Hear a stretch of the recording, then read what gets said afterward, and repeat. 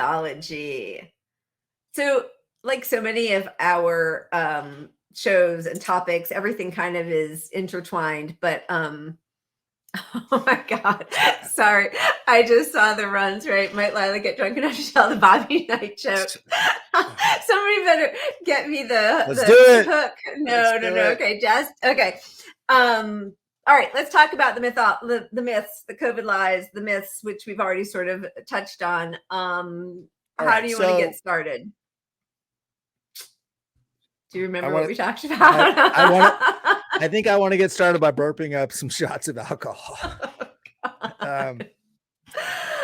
No, so okay, so there's a couple people that are, anti-science kind of look to, or like the anti-mitigation people prop up. One of the big guys is McCullough. So McCullough was on Joe Rogan, who is, he is what he is. Like, he has one-on-one interviews with people who are experts. And I kind of respect how he handles that in some ways. Like, I think he gets a lot of good information out of that. But he has long, in-depth conversations, and like, it's not just from like a normie, right? Right. He's a normie. Right. And then there's this expert, and he like kind of pries in and gets to what they're thinking. But the problem with it is that's been propped up forever and basically elevated this guy McCullough as the hero, one of the heroes on the anti-science left. Right. Or right. I mean, mostly right, but like it's appreciated by people on the left because he's sort of a gateway to he's anti-big pharma, right? Anti-big pharma guy, like, right. So I mean, he's videos and clips of him on all these right-wing shows are shared ad nauseum by the left, by people on the left that are anti COVID mitigations. Right. So if you just want to Google, you can look up McCullough debunking and watch a million videos by doctors telling you how he's full of shit. But here's a quick article that we pulled up with a couple of the claims that are often cited as, why you shouldn't get the vaccine, why you shouldn't mask. So like a lot. Well, I mean, basically, this list here is just from the most shared video, which was the show with Rogan. So this is debunking the things in the video most shared by the people on the left who latched onto him from being on Joe Rogan. These are the claims, and there's like 20 of them. We're only going to cover a couple of them. Claim 1, inaccurate. The indented part is what he claim said. That was on the show. Yeah. The emergency use authorization is a new mechanism or a previously, maybe Leila should take that. Or previously unused mechanism for regulatory pathways of drugs. And so then the refutation is contrary to McCullough's claim. The emergency use authorization, EUA, mechanism isn't new, nor was it unused prior to the COVID-19 pandemic. EUAs have been issued by the U.S. Food and Drug Administration for tests and medicines long before the pandemic, such as for Ebola and Zika virus. And then he links to an FDA page to show that. And again, like, so that is true. And also the mRNA technology has been around. That didn't just start 2 years ago with this vaccine. But some of the things that lend to the skepticism is that what if they have like 75 years of nobody being able to sue Pfizer or Moderna if there are any negative consequences or bad reactions to the vaccine, and that which is true. Like, so people they have a valid right to question this stuff, but it doesn't change the falseness of the claim, which you hear all the time. Like, I bring this up because I had a beef recently on Twitter, and half the people are quoting this guy and these claims. Like, literally, these are the things I'm hearing. Like, it's the first time that the FDA ever did this.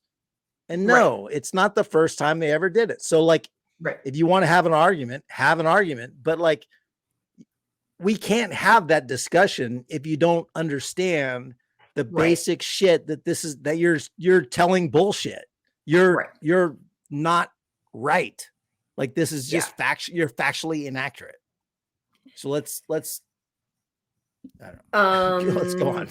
I know I'm looking for other ones about, well, this is about having boosters and having to get more than just one vaccine, which I think is also something that people, they're like, well, why do I need 4 boosters? Why can't I just have, if vaccine works, why do you have to keep having more boosters?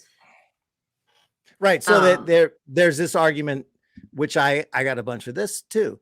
Well, it's not a vaccine, because a vaccine you only take once, and that's it. We've never before had a vaccine you had to take multiple. Bullshit. That's like, they understood immediately. Now, granted, the messaging from the CDC was not, you're going to have to take repeated boosters, but scientists, this is where you have to step away from the message sold to you by the administration, by the political parties, and look at the mainstream science, which is very different from mainstream media. Scientists understood you probably would need a booster, and they were telling that message from the start. Well, especially as we didn't have enough people getting vaccinated and continuing to wear masks in the first place, not just in our country, but like, if everybody's not vaccinated, there isn't that herd immunity, right? So like, just the way we see, was there like an island off of Washington state, I think, where there was a group of parents who just really stopped vaccinating their children from like normal early childhood vaccines. So they started seeing measles and smallpox. I mean, there is such a thing as herd immunity. And if there's not enough mass of people who are getting vaccinated, while we're suppressing the ability of variants to grow, which, when Biden and Dr. Jill Biden said, take off your masks, and Andy Slavitt said, go live your best life, and Leanna Wen and Rochelle Walensky talk about the scarlet letter of the mask, what that did was allow the virus to learn and grow. And so new variants emerge, right? So like, that is science.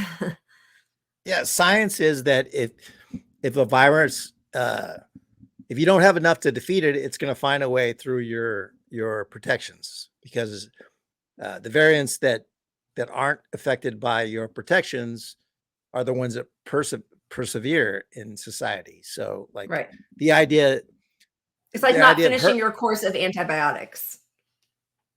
Yeah. All right. Do you want to go through any more masks? Did I sound like I didn't believe you? You sound like you're dismissing me. It's okay. Masks only filter out about 3 microns. The virus is 1 micron. Okay. So this one, yeah, you can take that graphic off, but this is ridiculous, because this is clear science. Like, this is not like some debatable thing. Like, if you want to say masks are not that effective, and like, compared to, like, you just don't want to wear one or something, and you're not at risk or something, that's a different argument. But like, if you're actually making the Micron argument, you're a fucking moron. Like, you need to listen to science. You need to actually, like, you're not questioning science by saying masks don't work because of the Micron level. Right. Like, that's just you being stupid. I mean, ignorant. I should say ignorant. Excuse me. Ignorant. We're not trying to insult anybody. Yeah, and the reason is, yes, the virus is smaller than a micron, but the virus needs to latch on to a droplet, which is bigger than a micron. That's the whole point. Yeah. So if you don't believe that part, if you're having an issue with that part, we can't have a discussion until you admit that that's how science works. And if you're saying facts that's bullshit, don't care about your feelings, you might as well just say like gravity doesn't exist, the moon landing's fake, and just whatever. I don't care. We're not going to have a talk on this. Yeah. I mean, it starts to become a little bit like, yeah, Pat, stop insulting morons. Haha. It does start to become like climate deniers. Like, oh, everybody, it's that idea that used to happen on CNN where they'd be like, everybody, we just want to balance it, and everybody gets to say their point of view. And there's some like facts that are widely accepted, and you just have to build from there. And it doesn't mean that you can't question, but you have to deal with the facts as we know them when we know them. Which is why I'm saying, if you want to make an argument about masks, you can probably make it in some way that would make sense. Right. But if you're spreading this thing about Micron still, you are wrong. You're wrong. You are wrong. And it's like at the beginning, Fauci lied about masks, right? And then they said, well, everybody can just wear cloth masks or any kind. And then as they were very clear, or became more clear, that it's airborne and that you needed a certain kind of mask to protect yourself, and that surgical masks and cloth masks weren't going to do it. But that's not, I think that was as the knowledge about this virus developed, then things do change. I mean, there's one part of it is Fauci lied, right? And said, you don't need masks. Masks don't work. And he did that disgustingly because he thought we weren't going to have enough masks masks. Right. And so what he could have said is, hey, everybody stay home. We need the masks for the healthcare workers and frontline workers until we ramp up production of masks. But instead he lied. That's gross. But there is a difference, because obviously surgical masks work for the most part, not with COVID, but like there's a reason that surgical masks are existed normally, right? Yeah. So like they are effective at protection for the most part, not when you're dealing with COVID or airborne viruses. So like, I mean, that's science. Is like it changes as your knowledge grows. So let's just cover masks real quick on this issue. And then I want to go back to McCullough real quick. But I mean, like, so the science on masks is pretty clear that they work. The largest study on masks demonstrates they work. So you have a real world example of them working. Largest study works. The country with the highest death rate is the top anti-masker country. So there's a lot of math myths. So like one of them is that you touch your face more with the mask on. And so they studied that. That's bullshit. You actually touch your face less with the mask on. Right. People won't wear masks. So that's a big whole thing. Like, oh, people are so against masks. So you can look at this and you say, well, it's the CDC. A CDC study showed that most people are willing to wear their mask when there's high COVID transmission. However, most people also think COVID transmissions are much slower than they are. Because of the CDC. Right. So they would be willing to wear them if they thought there was a spike in cases. But they're convinced they're okay. But you could say, well, that's just the CDC. Right. Polling against their own narrative. I don't know. You could do that, I guess. But like YouGov, that's another one. Would you support or oppose a policy that made it mandatory to wear masks in the following places? Airports, 57% support. Yep. I mean, look at this. Oh, we just went over each other. Yep. Go ahead. Masks in indoor public spaces. Well, I was going, and then, I mean, this is a map of the country. Approval of indoor mask mandates. Everywhere, it's over 50%. Not a single state, even the reddest states, goes under 50%. And some of them are way higher than that. So the polling nationally always showed that nobody wants to wear a mask. Nobody wants to die of COVID. Nobody wants COVID. We all want to return to normal. Like, I think everybody wants that. Yeah. Nobody is like excited to be feeling like you can't go indoor without a mask, or that you have to like test all the time if you're going to see other people or whatever. Like, but that's just pretending it doesn't exist doesn't make it go away. Yeah. I mean, that statistic should be super damning, because that shows you that the message from the administration is that there's no risk now for COVID, because people support it. They absolutely support it. And to not have it on planes, look, the damn fucking conservative Supreme Court, which he left that word out. Yeah. Ruled less than a month ago. This is probably like 4 months old. I don't know. But they ruled that Biden has the authority, the TSA, to require masks on flights. Well, see, maybe Mayor Pete's incompetence is actually a blessing in disguise. Ground all those planes and stop the spread. Maybe he's doing that as a backdoor way of helping flatten the curve. Okay, before we get too far down this, I mean, there's a lot of myths, and I want to get to some more of them. I really want to. But we're losing McCullough. So McCullough was the guy who these people looked up to, who was on Rogan. And we have a short clip on McCullough. Yeah. It's good. Hello, Canadian Physician here, and Peter McCullough has decided to up his grift by adding a supplement to his income. He now has a $60 supplement to protect your heart muscle and prevent inflammation associated with myocarditis. However, the biggest flaw in his plan is most of his followers are unvaccinated, so how is he going to sell this anti-myocarditis supplement to them? It looks like the messenger RNA is transferring from the vaccinated to the unvaccinated now. Pretend vaccinated people are shedding on them, of course. So now he can add these supplement sales to the millions of dollars he's received from the pharmaceutical companies, the $2 million he's trying to get his followers to donate to him, and the hundreds of thousands of dollars he gets from his Substack.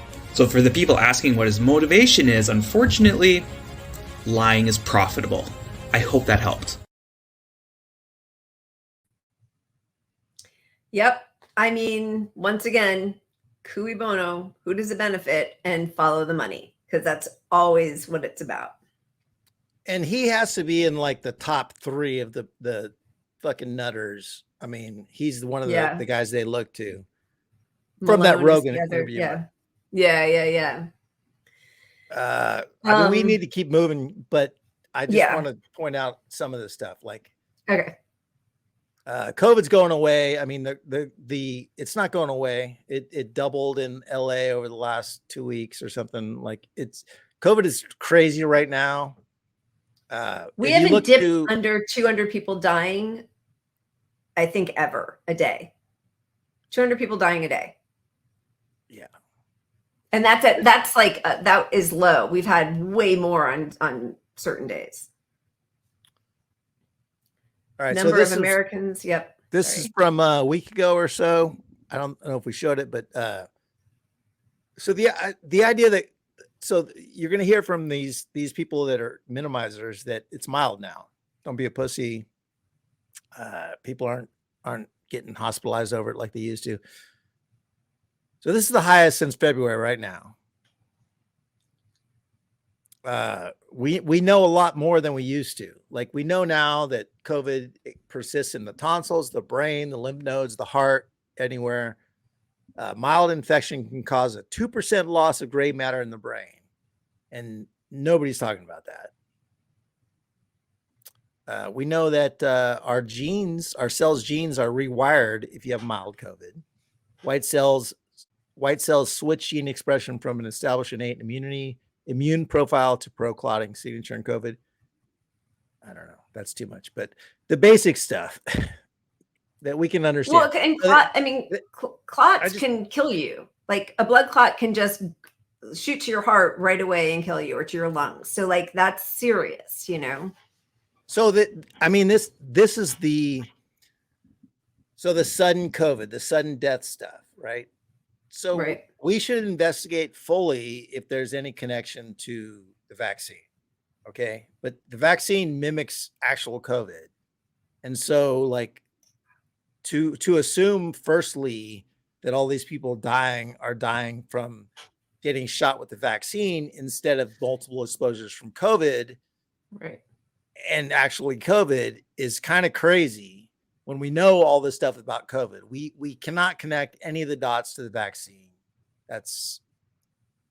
Keep questioning it, but and there are some adverse reactions to the vaccine. So I don't want to minimize that, because there are, and that, unfortunately, I think what you have to look at, and I don't have the numbers right in front of me, but is the responses to the vaccine versus the responses to getting COVID. And then you make a risk benefit analysis. And, that's an awful position to put people in, but there are risks, as Viola is saying, with all vaccines. And of course, and also the people who have autoimmune responses from the vaccine might have developed those same autoimmune responses to actually getting COVID. So, like, it's 100%. Awful. And I'm not taking away from how awful it is when that happens. And we should be able to question and hold people to account. And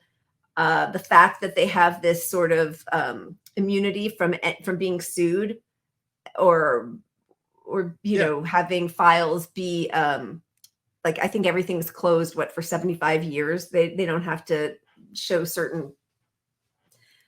It's nonsense. Okay, but just to move on and hit a couple of these things real quick. Another myth was that kids are going to kill themselves if they're not in school. Which was, so a lot of this bullshit was sold on kids because it pulls at your heartstrings. You're like, as a parent, oh my God, like maybe I could die of COVID, but if my kid is be more likely to kill himself because he's not in school, that, oh my God. So that's something easily people can latch onto if you're inclined to lean towards opening. You want to protect society your child, right?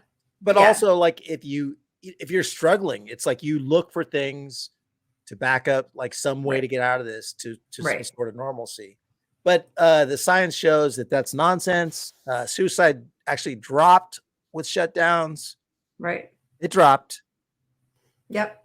Did CNN report on that dropping? I don't know. Showing it dropped. No, they didn't. And they actually still talk about that and learning loss, which of course is, less of an issue than suicide and dying.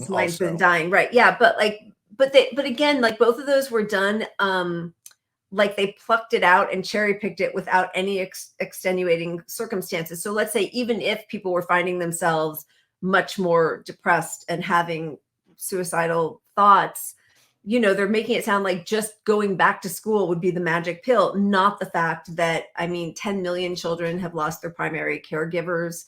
There's, death all around us. There's sickness all around us. There are people who are not earning, their parents aren't making enough money to be able to go to the doctor. There are lots of reasons that people might be feeling depressed right now, and acting like just get those kids back to school is the solution, even if the suicide rates had gone up, I think would still be a questionable result, from that line of thinking. But it wasn't even true. And the reality is that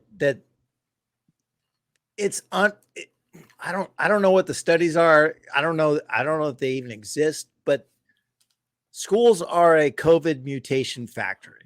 They have to be, logically, because you have so many kids around each other in an unmasked scenario.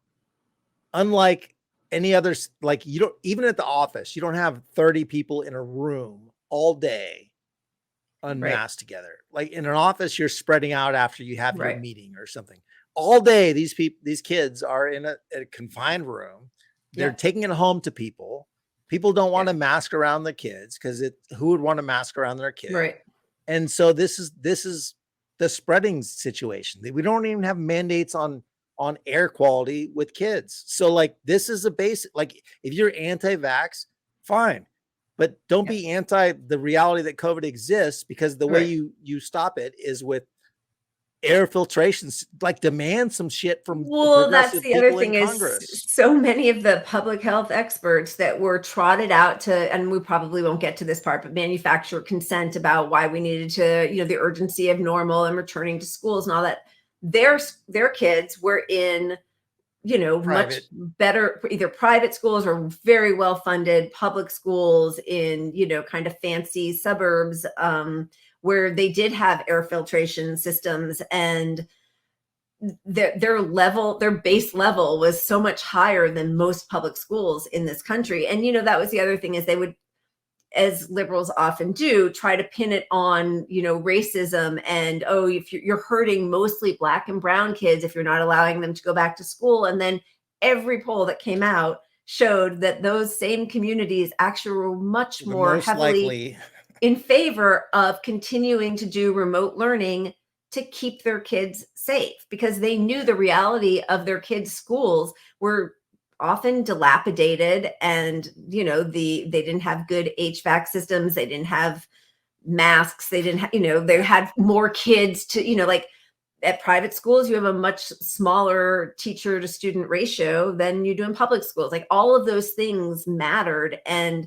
to pretend that doesn't exist and that the magic bullet is just sending kids back to school is a huge fallacy.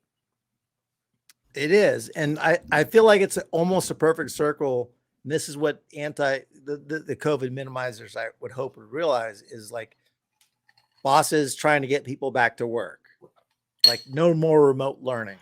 Right. That same capitalist drive so they can control you as a worker. Not to mention the industries that profit from you driving, like oil, like the Koch brothers benefit from you just driving your car to work. Like they're against you working from home just for the fucking $10 they make on gas for you to get to work. That's how, and they're the biggest AstroTurf campaign out there. Yep. And office space, like Blackstone and BlackRock with their big office space rentals. Yeah. So the people that don't want you to work from home are the same people that don't want you to educate your kids from home. Right. They want your kids to go to work so that you can go to work. Right. So that you can keep making, none of it is about safety. So like the COVID minimizers are missing all of this. And the big part of this is that this is an opportunity for us to fight for what we needed to have forever, which is universal health care. And you fuckers are missing it with your bullshit. Yeah. Amen. All right. What do you think? I don't know. Are we even going to get to our next punch issue? People. I know. I mean, it's really upsetting because it just revealed how many parts of our whole society are dysfunctional. Our healthcare system, our public education, the fact that, people don't have jobs that actually provide for them and help them have a dignified life. The fact that we strip no paid sick leave. I mean, no paid sick leave ever is absurd, but like during a global pandemic. So what happens? People come, and then the Delta CEO pushing Biden and the CDC to decrease the amount of time somebody has to isolate after testing positive 5 days, from 10 days to 5 days, when we know that rapid antigen test, it's testing if you are infectious. That's what it's testing, right? So like, why would you just cut that down despite what you might get on your rapid test? I mean, all of these things were made just to keep that economy running at any cost to all of our lives. Well, and back to that McCullough douchebag, we didn't go through the list of 15 things or 20 things that was in that article, but one of them that he said that all these douchebags keep repeating is that you can't spread if you're asymptomatic. And like, that's garbage. Like, this is your hero. You are actively spreading information that kills people. Like you should challenge yourself to at least look at that outlier view that is not so mainstream and not say, what does CNN say about this? But what do other doctors say about this? Right. Because the other doctors say you're full of shit. Yeah. Yeah. And I mean, the thing that's been really the most upsetting, I think, is that was those were the opinions that got Joe Rogan canceled or whatever, but not canceled, but like where people were trying to get him off of Spotify. It's what got so many people online to be, flagged on Twitter. And now that same minimizing, just go back to work. It's like the flu, Biden showing up to work when he had, like, now it's being swallowed by liberals also. And so it's just two sides of the same coin, and they're all just working to, keep that economy up and running. Yeah. Liberals, they bought into the vax. So they're like, just if you're vaxxed, you're cool. Nothing else matters. Right. And the hard right is like, well, nothing else matters. So the only difference is the vax between the liberals and the hard right. And then this new sort of bullshit left that doesn't believe in anything. Yeah. They're like, oh, well, none of that matters because something was wrong with some of this stuff. Big pharma. You can be against big pharma and still like believe in science and math and fucking geology and physics and basic fucking testable things. Yep. So get your head out of your fucking ass. And if the guy you watch on a show doesn't cover COVID, fuck him. He's not a socialist. Like, how are you a socialist if you're not covering healthcare in the middle of a fucking pandemic? Yeah. Yep.